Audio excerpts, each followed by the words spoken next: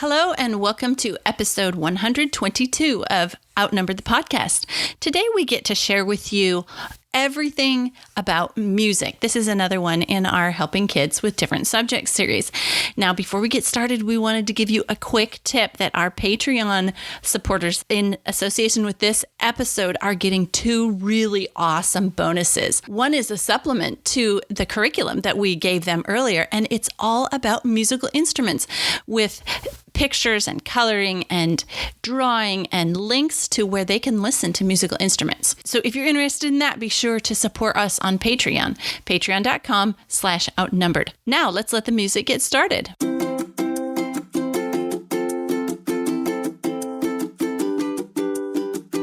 Hello and welcome to Outnumbered the Podcast. I'm Audrey.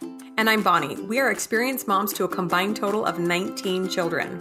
In our weekly episodes, we explore relatable topics using our perspectives of humor and chaos. Tune in for advice and encouragement to gain more joy in your parenting journey.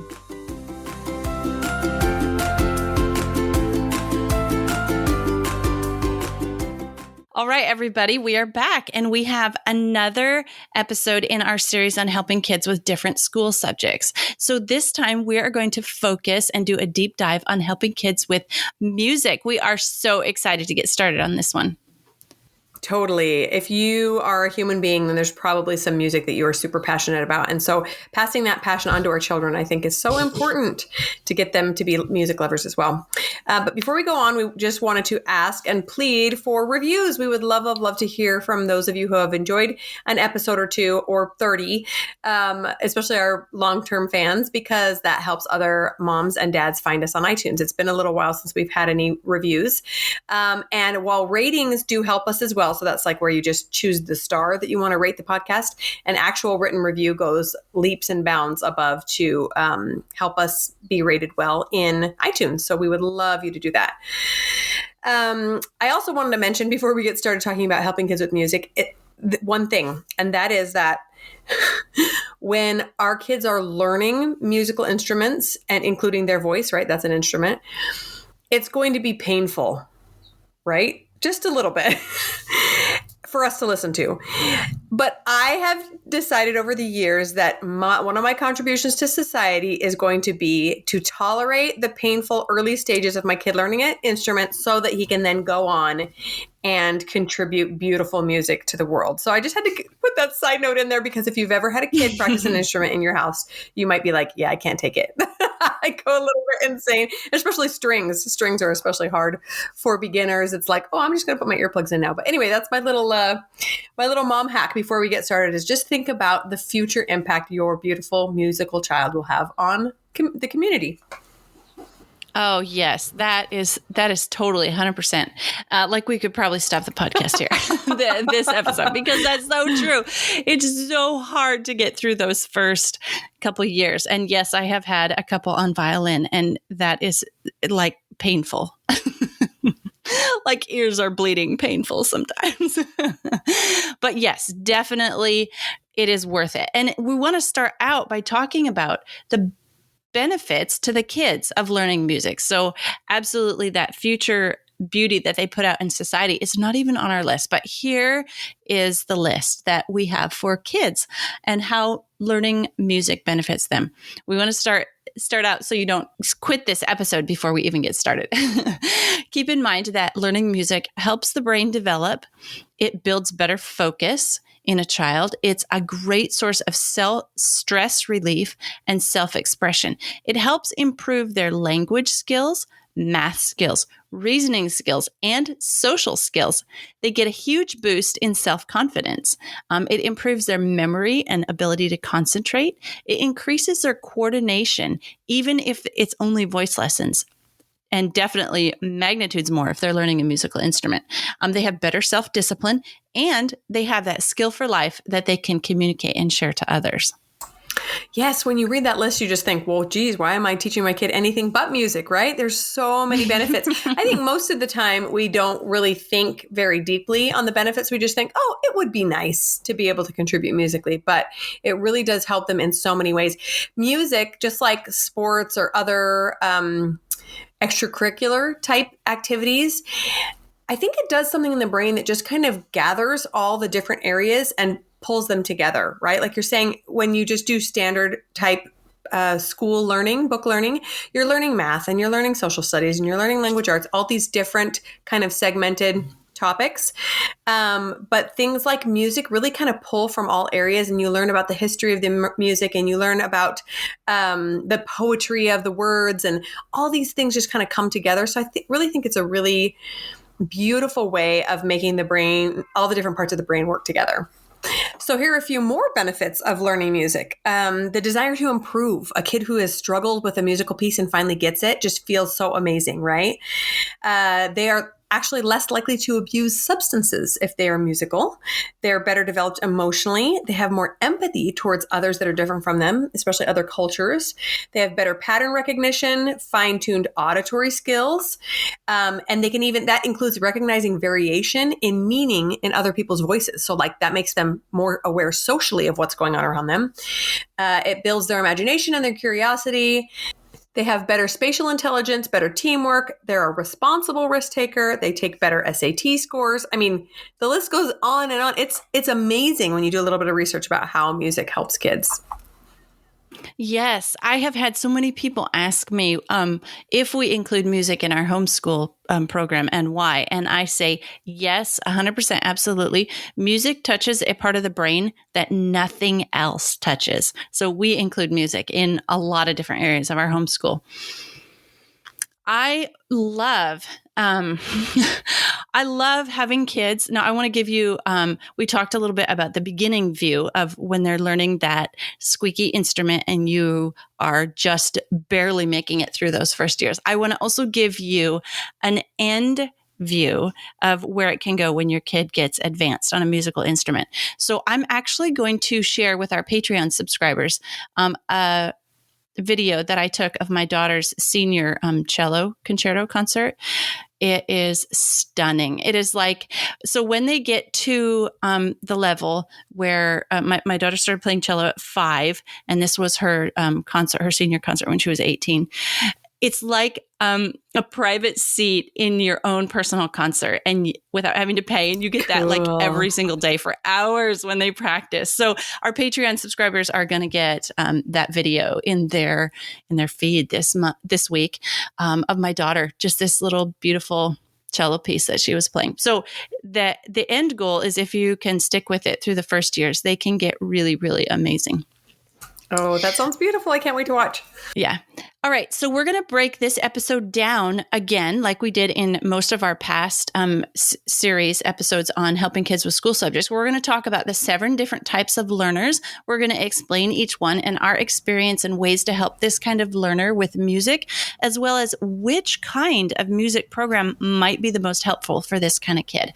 So, This was a little bit of research that we dug into, and there's so many different music methods out there. This might help narrow it down for which one to use with your kid. Okay, we also wanted to mention right up front that if something is not working, don't be afraid to pivot. So we've mentioned this in other episodes about teaching your kids with specific subjects. Try to figure out your kids' learning styles and then use that to their advantage. So if they are not great at maybe learning independently, perhaps they need someone right by their side teaching them, or maybe vice versa. They'd much prefer to learn independently. Maybe they would prefer to listen to a piece and then try to sound it out on their own. Maybe they have to see the written music. There are countless ways of learning music, or even different instruments, right? Let's say you've always thought that you wanted a piano player in your home, but your kid just fights you. Maybe they would love percussion or something else. So there are a bunch of different ways to teach them that musicality without banging their heads against the piano. Yeah. 2 more items of note that we want to say is, one is a budget-friendly option here. We consider your voice to be music, and you can take everything that we say today and apply it to like learning to sing. And you watch kids and they will turn almost anything into a musical instrument. You don't have to go buy a really super expensive instrument and pay for years and years of lessons, although that is one option we're going to talk about. You can you can do music for free with your kids, and they still get all those benefits that we were talking about for $0. So keep that in mind. It does not have to be an expensive thing for your kid to learn music.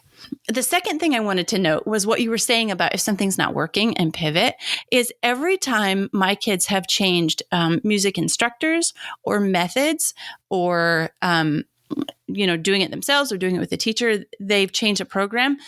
Their ability just takes a huge leap, and because it's maybe a different way of learning something or a different method or something clicks differently for them. And so even if it is working, maybe try a pivot and their ability might skyrocket. All right, jumping into those 7 different types of learners. The first one is the auditory or musical learner. These guys are good listeners, and they learned through sound, music, anything that comes in through the ear, and a special bonus if it is set to music. Yeah, that's kind of like their unique way of learning. So definitely get those ones into music ASAP, right?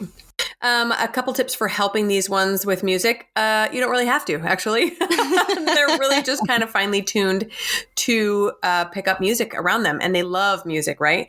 Everything is music to the kids, right? So you might see them learning their multiplication facts by turning it to a song or a little memorized poem that they tap out on the table, right? You probably know if you have one of these. Although the music theory part, which is a little bit more mathematical and a little bit requires a little bit more brain power, that part might be just a little bit more difficult for these kids. Right. So some experience or resource that we have for these, Suzuki method is definitely the way to go with these kids. They do not have to stop and learn to read music at the same time as they learn an instrument or they learn music. Or another method that's learning by ear, definite benefit for these kids.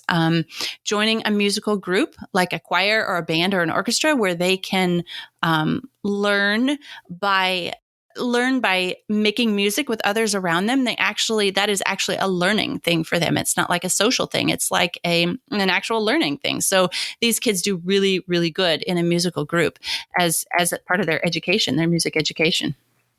Just one last thing about these kids is just try to stay out of their way, right? I personally am not an auditory learner. And so I would be more likely to push like learning how to read music first on a kid. But if that's not working, let them do things their own way, right? There is no right way to do it. Yeah, I have a cute, sort of sad little story about this.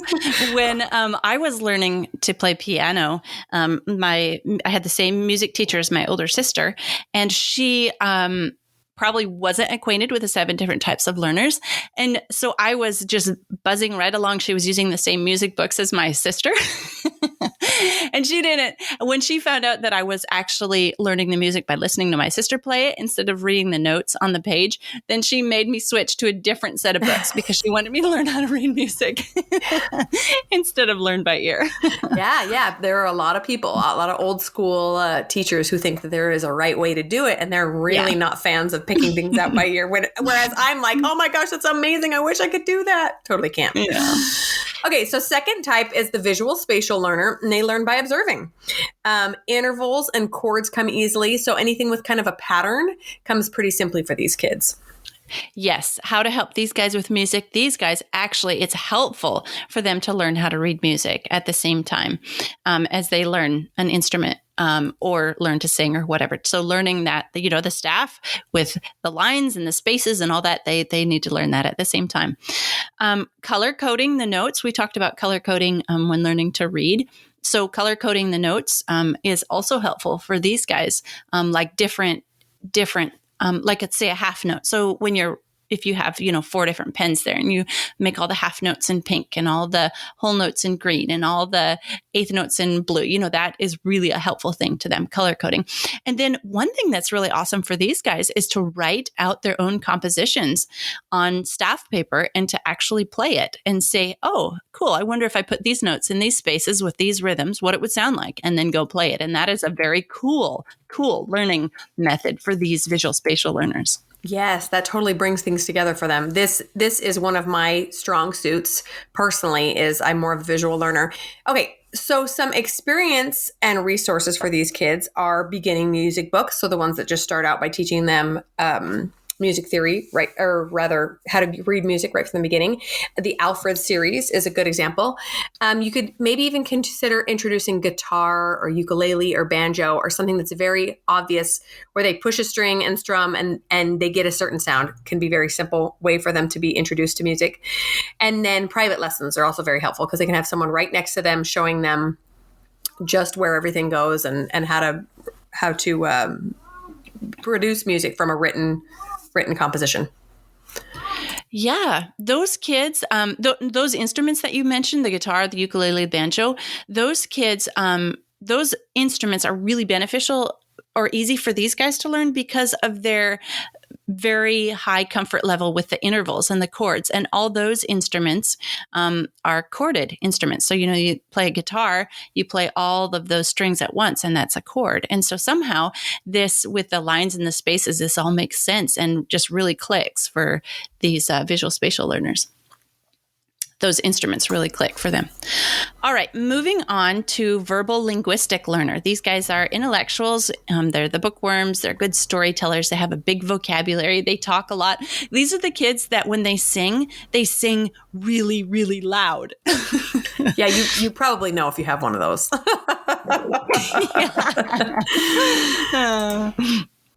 Okay, so some ideas for helping these guys. They may prefer talking or singing the notes as they're played. I used to remember my teacher doing this and me trying to do the same. She would say, say them out loud, and I couldn't decide whether I wanted to just speak them or sing them. And so it came out something like in between, and it sounded horrible.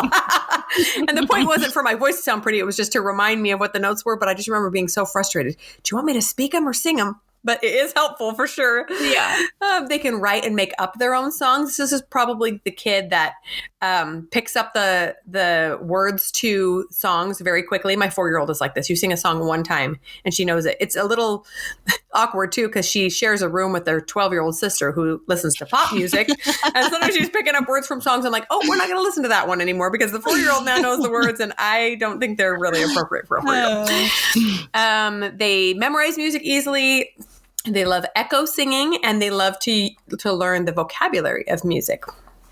Oh, yes. Those Italian, music terms in Italian, they just eat those up because it's a really cool word to roll over your tongue. Yeah, they're so fun to say, right? Yeah, and they love that, verbal learners. So good resources for these kind of kids are group lessons. Voice lessons are really good, obviously. They use their voice for everything. One very interesting thing I found is that these guys love to use GarageBand, which is an Apple program that comes on any Apple iPhone or Mac computer. And they really, really like composing in GarageBand. And you can use that if you have an Apple product, you can use that to help them learn music as well. It just really clicks for them. There's a method called the Codely method that really is beneficial for these verbal linguistic learners. And then also a method called conversational solfa. And I haven't looked into that very much, but I'm imagining it's like that echo singing, like is, the sound of music, do, re, mi, and then you sing it back. And that kind of thing is really, really cool for them. Ooh, fun tips. Okay, so number 4, we're going to talk about the logical or mathematical learner. So these ones love rhythm. They love learning note values and everything theory related, because if you know music, you know that there's fractions involved and there is quite a bit of math. And this is the harder part for those more creative learners, right? But if they're a mathematical learner, they're going to just eat this part up. Oh, yeah, definitely. To help these logical mathematical learners with music, teach them theory. They love to know the why or the rules behind the music. And so you'll explain to them, to a kid that's very mathematical, you explain to them, like how those fraction notes work. And they'll actually be like, oh, and they'll go to the piano and they'll be like, or, their instrument, or try it with their voice, whatever they're clapping with their hands. And they'll be like, oh, so you mean like this is, and they'll like really get into that part of it. It's kind of cool to see. Yeah. And the magical part about these mathematical learners in music is that this can really bring out their creative side. So these logical kids might not always be as intuitively creative as their brothers and sisters, but music can bring that out in them because all of a sudden they're using their math to do something beautiful and creative. Yeah. I love that, how it brings balance into their lives. Some tips for helping these guys and resources are maybe an adult book series might work best for them.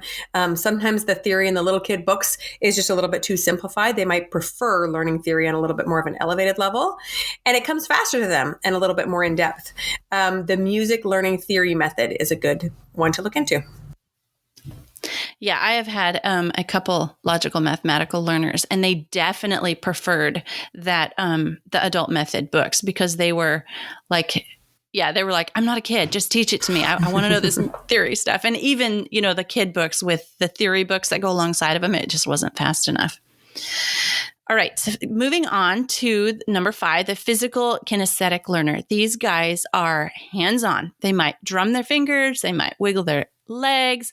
They're action-oriented. They deprioritize reading and writing. These guys are drumming out a beat with their fingers and their legs and their whole body. It's just going. It's got music inside of them. That's so fun to watch too. I love it. Yeah. Helping these kids is pretty easy. Just get them on an instrument and get them messing around with it. Also get them dancing, moving to music, get them playing clapping games or stomping games or anything to figure out the beat and to move with it. And percussion instruments are great because they move so much more with the beat than a lot of other instruments. Yeah, it's really neat to see. So a way to help these guys, a resource for these is I looked a little bit into the Delcroze method. I don't know if I'm pronouncing that correctly, but this is actually like totally designed for these physical kinesthetic learners. It's learning music by moving your body. If you've got a physical or kinesthetic learner, check that out for your kids. It looks really cool. Another thing that's helpful for these kids is to learn multiple instruments at one time. I was talking about my daughter who played the cello, and one time when she had plateaued, she just decided to pick up the guitar and learn that one as well. And she that helped her move along in her ability to play the cello was by learning another instrument and kind of cross applying some of her musical stuff from one instrument to another, but definitely get them more instruments than one time. That's why percussion is a good option for these kids because there's so many instruments in a percussion section of a orchestra or a band. And then another final thing that's helpful for these kids is dance lessons or gymnastics, anything set to music where they're moving their bods. Isn't that interesting to think about that an additional instrument might actually help them with the original one? I think about languages a lot. Languages are so similar to music, right?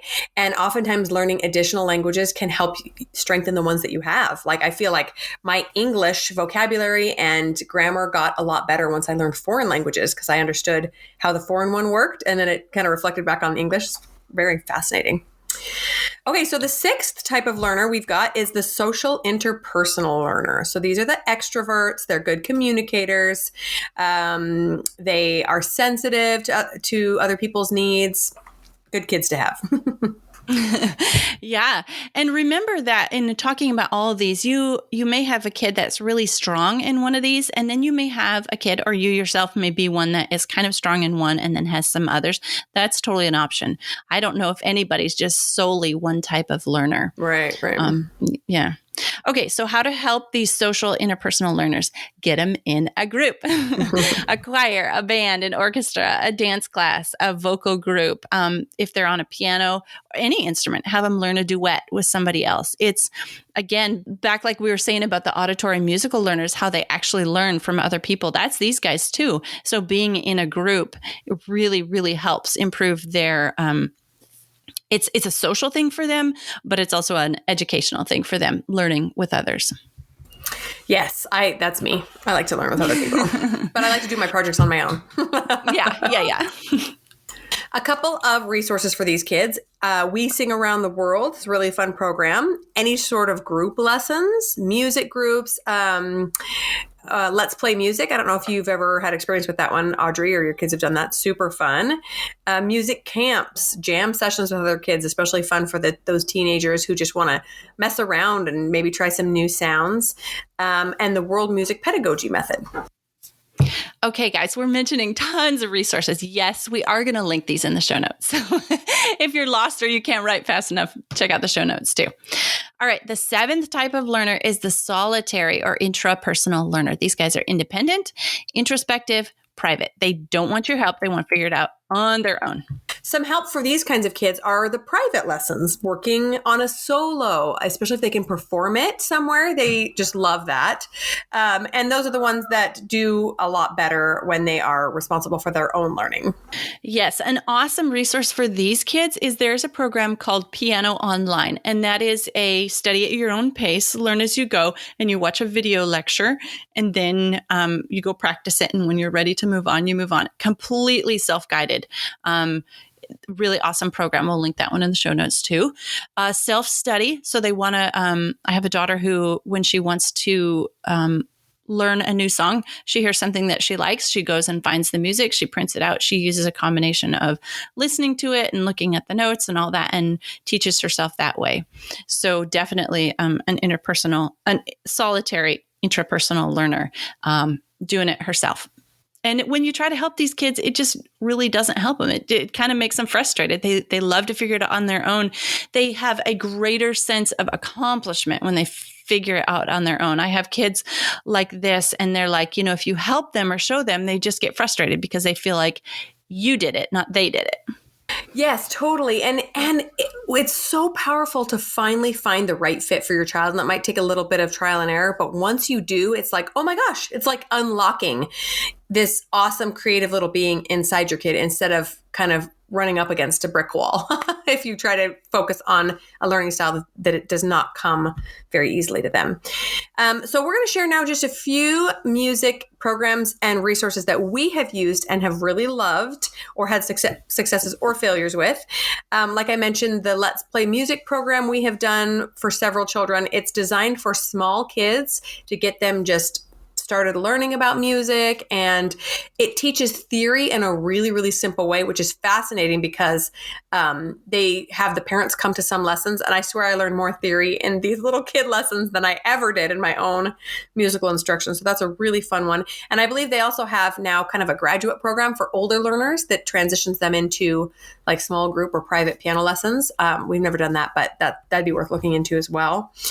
And other than that, we have just done some private piano lessons and some just kind of for fun learning when my kids are just doing things on their own. So like ukulele, what else have they done? A handful of little instruments here and there. The harmonica was a really fun phase for a couple of my kids.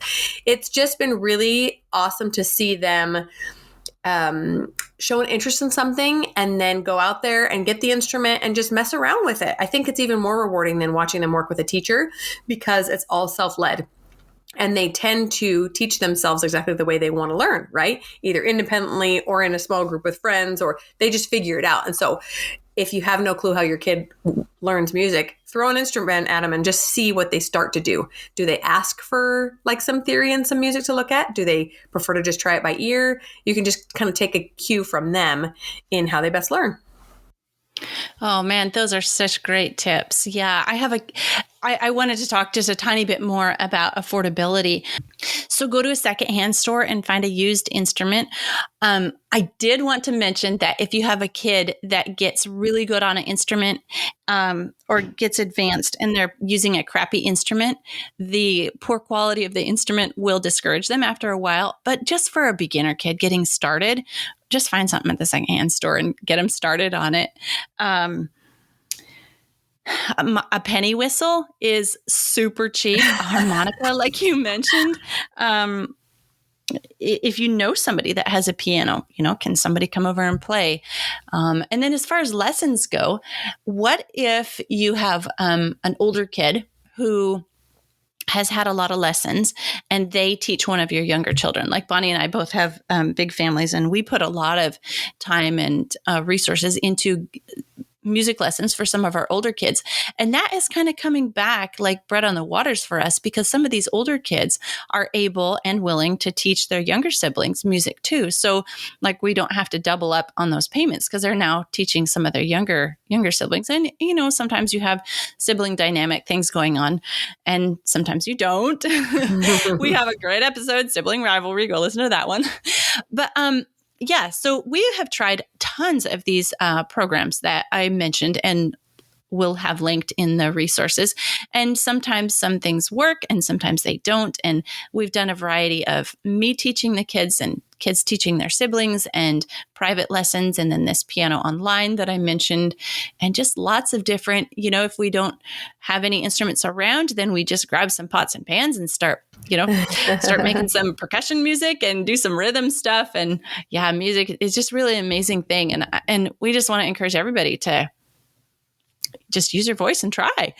Right. And I would also say to the parents who are not musically inclined or don't have an instrument, don't let that hold you back from teaching your kids. You guys could learn together, or you could share just a few, you could explore all these silly little instruments together and see which one they pick up on and they really love. I have loved learning some new musical abilities as I've gotten older. Like I said, the theory in my little kids class, or messing around with a ukulele or a guitar with my kids. It's just really fun. Don't, take your own lack of musical ability and project it onto your kids. They can be awesome, even if you don't have anything to teach them. All right, guys, that's everything that we have for you today. We have tons of resources linked in the show notes. Also an article about different methods of teaching music. We did sort of a deep dive, but this article that we're going to link does a really deep dive, more helpful to you. And we're also going to link all the other episodes that we have on helping kids with different subjects in school. So if you enjoyed this episode, maybe you want to go check out some of those others. Thanks for listening, friends. Click the link in the show notes to subscribe to our email and never miss another episode. Show us some love by leaving a review on iTunes or sharing the podcast with a friend. Thanks for all your support. We'll talk to you next week.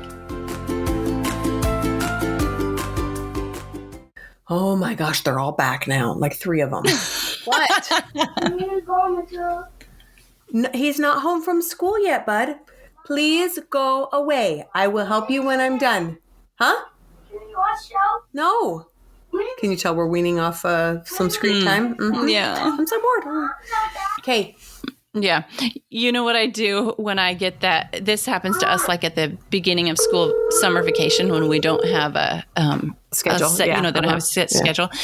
I always make a huge list of things that I want done. Like, okay, we're going to wash the walls up the staircase because they're really bad. And I make this huge list. Okay, the coat closet needs cleaned and the pantry shelves needs wiped. And, I make this huge list of just these menial chores.